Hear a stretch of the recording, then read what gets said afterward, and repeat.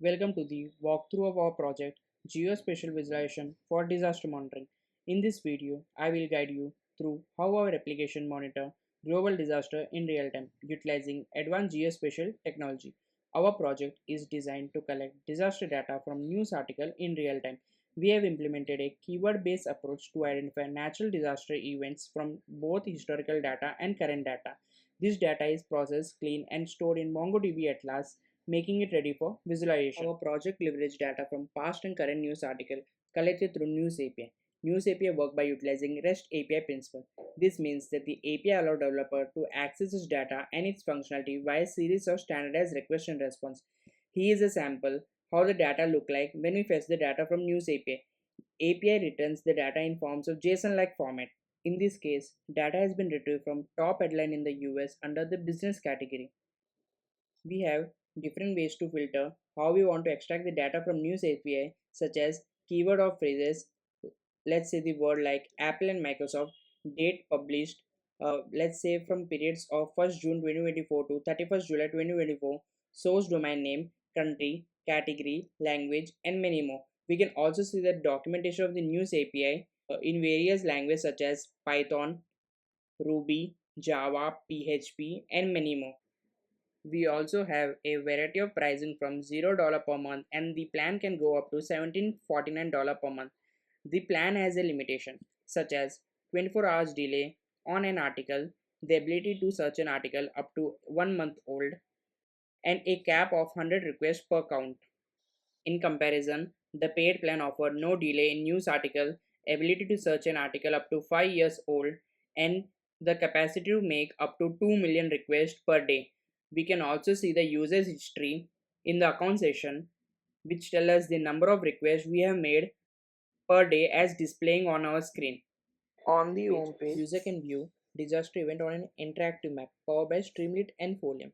Streamlit facilitates the creation of web application with minimal coding, while Folium enables the development of interactive map. The map allows user to filter events such as starting date and ending date, and the user can filter the data based on disaster types such as earthquake, floods, landslide, tsunami, volcano, and many more, while providing a clear geographical distribution of this event.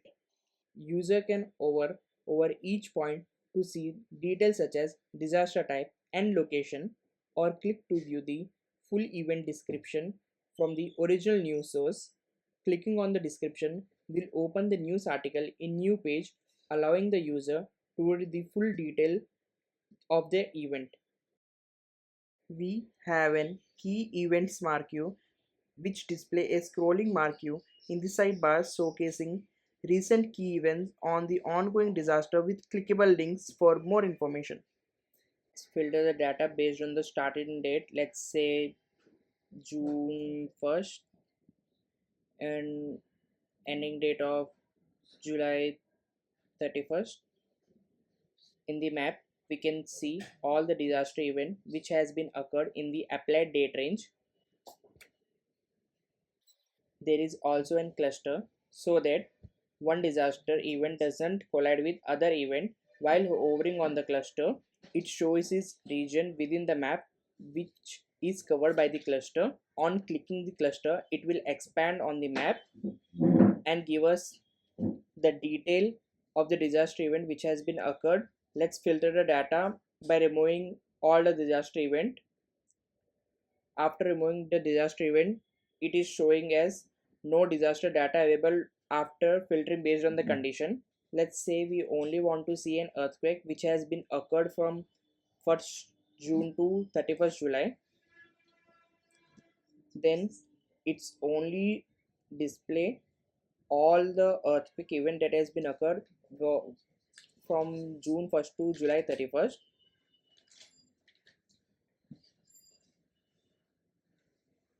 Let's add another disaster event to our filter, specifically flood. As we can see, this now display all the disaster event for both floods and earthquake from June 1st to July 31st. Below the map, we can also view the filter data in a tabular format. If we switch to full screen mode, we can see that the table contains only the data related to earthquake and flood. The data can be sorted based on the string starting character in ascending or descending order, based on the timestamp, or by location country. We can also switch to the full screen mode on the map and view the map without any distraction. There are different types of tiles layer of maps such as OpenStreetMap, terrain, satellite, ocean, and detail map, which shows the map in different styles. On the precaution page, user can find safety protocol for disaster prevention covering various disaster events such as avalanche, landslides, earthquake, blizzards, volcano, heat waves, hurricane, and many more. The About page provides an overview of the geospatial visualization for disaster monitoring, including its feature, the technology used, data source, and the link to the GitHub repository. On the alerts page, users can subscribe to receive custom notification for their preferred disaster event and location, ensuring timely alerts if a disaster occur in that area. For example, if a user wants to receive an alerts for earthquake in a region, India, Japan, and England, they can do so by clicking the subscribes to get alert button. If they are not logged in, they will be prompted to log in to receive custom alerts. New users can easily log in or create an account if they don't have any on login or sign up page, and after successful creation they will receive an welcome email confirming that their account has been successfully created. Once logged in, user can subscribe to receive custom alerts. On the alerts page, after subscribing, they will receive confirmation email stating that they are now successfully subscribed to Geospatial visualization for disaster monitoring. From that point on, they will receive timely update whenever a disaster event occurs. Insights page, we feature various interactive dashboards that make it easy to identify the significant impact of a specific disaster on a particular country. The donut chart, for example, visually represents the distribution of disaster event by countries in a hierarchical structure. When you hover over a section, it reveals the type of the disaster and number of occurrence based on the selected filter. Upon clicking, the chart animates smoothly, highlights the country mostly affected by the disaster. For instance, clicking on flood will display Florida and South Carolina, indicating that these regions have experienced highest frequency of such that disaster. The stack histogram shows the distribution of disaster event over time. This visualization helps in identifying trends over time, such as peaks in certain disaster types or seasonal patterns. Horizontal bar chart display the top 5 disaster events based on their frequency. This chart provides a quick overview of the most common disaster type in the dataset, making it easy to identify dominant disaster events. Vertical bar chart display the top 10 countries based on the number of disasters occurrence. This visualization gives a clear comparison on which country are mostly affected by disaster, providing insights into geographical vulnerability. The word cloud provides an sense of key term associated with disaster event, making it easy to grasp common themes or significant terms. Gauss chart is used to compare the number of disaster events between the current week and the previous week.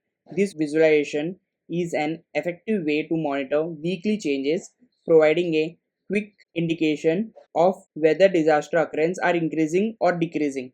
You can try our application at globaldisastermonitoring.streamlit.app for developer and those interested in the code. The GitHub repository is linked below. Thank you for watching and I hope you find this tool as useful.